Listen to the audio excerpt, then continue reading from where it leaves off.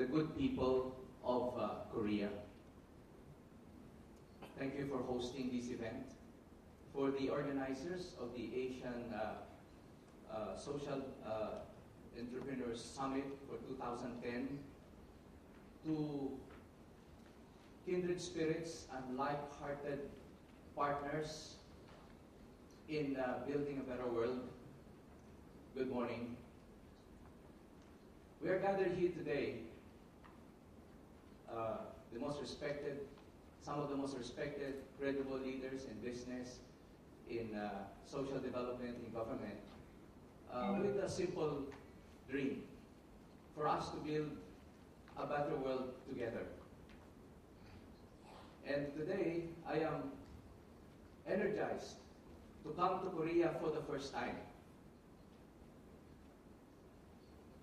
I've been looking forward to this trip simply because despite the distance, this country is very much a part of our lives in the Philippines. First of all, my home is home to many Korean students. And my daughter speaks Korean, watches Korean soap opera, and sings Korean songs. And Hyundai has helped us in our work of reaching the most remote areas in our country by donating 5 vehicles in building our villages throughout the Philippines, and in addition to that, also building up their own, transforming a big slum in Metro Manila. But most importantly, I'm here simply because I want to see how an Asian country has ended material poverty in the way that those I have met today have done it in theirs. My friends from Singapore that I have been privileged to visit regularly, my friends in Hong Kong, and also those coming from Japan. And what this is simply telling me is that if other Asian countries can do it, then the Philippines has no reason to remain poor. At the moment, we have almost 100 million consumer base. 70% of our people are landless. 48% of them claim to be poor, and 20% claim that they go hungry every now and then. And we find this scandalous and very ironic in a country that has very fertile land, a country with one of the best biodiversities in the world, with the most number of life forms, and also very creative and talented people who succeed when they are in the right environment. And so we realize that it is possible if Singapore, Korea, Japan, and Hong Kong, Taiwan can do it, then other Asian countries like the Philippines can do it as well. And 15 years ago, I embarked on this journey to really search for solutions rather than just remain a part of the problem. And I went to the ground because oftentimes development always comes from the top down. And that has been the irony in countries like the Philippines, where those who control wealth and power and make all the decisions are disconnected from majority of our people who have to suffer from their decisions. So we wanted to match top-down development, because it takes a while for development to trickle down, with a ground-up initiative. But it has to be done massively, because the poverty is immense and so vast and so complex, and it entails the cooperation of different sectors of society. And so we started what we call our build philosophy. For us to do good, we should connect with the good in people and the desire of people to do good. And for us to start to really end poverty by creating prosperity that with a bigger social benefit. And so we started to work with government, and for government to discover the power of caring, that public service is about servant leadership, and it is about looking at the interest of the people that we serve. And it was important for us also to work with business, and for business to see that it is to their interest to discover that doing good is good business.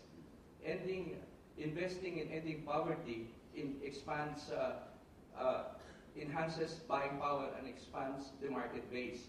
Creating hope encourages investment and triggers economic activities. In fact, what the first thing that we addressed was for us to be able to create a massive platform, community-based platform for productivity, for wealth creation, and for wealth distribution and good citizenship by addressing the issue of landlessness. We have so much land, over 3 million hectares of land in our country is unproductive, and 9 million farmers are on subsistence existence. And so we realized that a country that is so rich has no reason to be poor if we can only just see that the rich and poor are partners in creating wealth, that we should create abundance for all, where the few who control wealth and power should not leave majority of our population behind. And so we started to really work towards creating shared value, that it is to the interest of the rich and the poor together, for them to be partners, for them to collaborate, for them to be able to really create wealth from the ground up. And so from the first community that we built in 1999, we now have over 2,000 communities that have impacted on the lives of over 1 million of our people. And because we have shown that it is possible for landowners to share the land, a part of the land, because if they share a part of the land, we'll be able to end landlessness, and we will trigger economic development, we'll bring peace and order, we'll remove the ugly shanties, land values will go up, and it will also give value to those who are providing land for the poor. So we can really create a better nation when we stop to think of people as enemies or as competitors.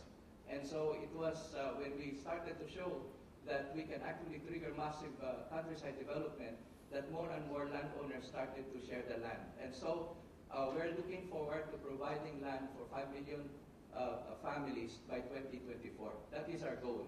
And it is important for any organization, for any nation, for our leaders to have a very clear vision that can be owned by all their citizens.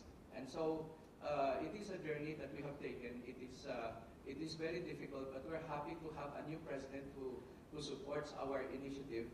And we're very happy that over 500 major corporations have partnered with us in really creating wealth that will also be beneficial to their own interests. In government leaders who are starting to see that doing good will also help them win elections. And so now we are at a crossroad. This is starting to really be the age of Asians.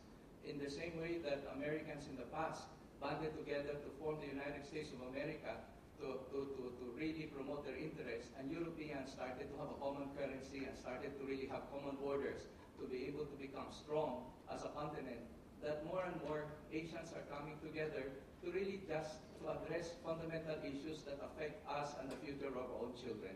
Now, it is important we have discovered that Asians can end poverty in Asia.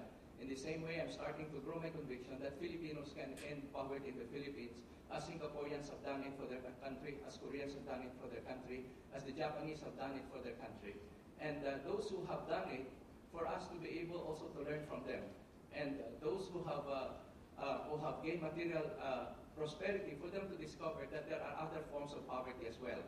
And so we realize too that in the process of trying to achieve prosperity, that development is not just about money. It is not just about GNPs and GDPs. It's not just about increased income, but it is really about creating, enhancing human value, for us to be able to restore the dignity of people, for us to be able to bring peace, for us to be able to go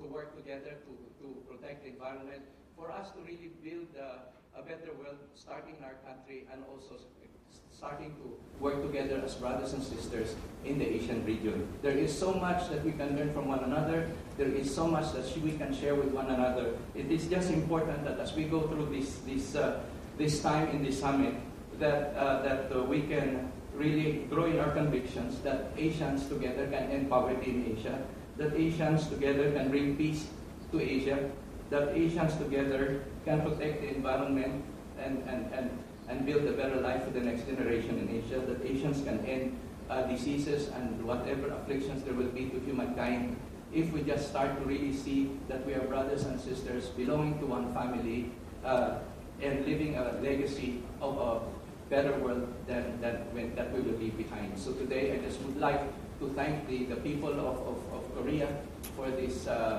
for showing us what your hospitality and what you have done to create wealth in your country, but also for sharing whatever knowledge that you have. I am very happy to be with global citizens who now see themselves as global, as one family. I myself am starting to define what it is to be Filipino, because 3 of my grandchildren are half Europeans and 2 of my grandchildren are half Americans. And so now we are reaching that stage when we are family, we are friends, and we are partners in building a better world together. Thank you and congratulations.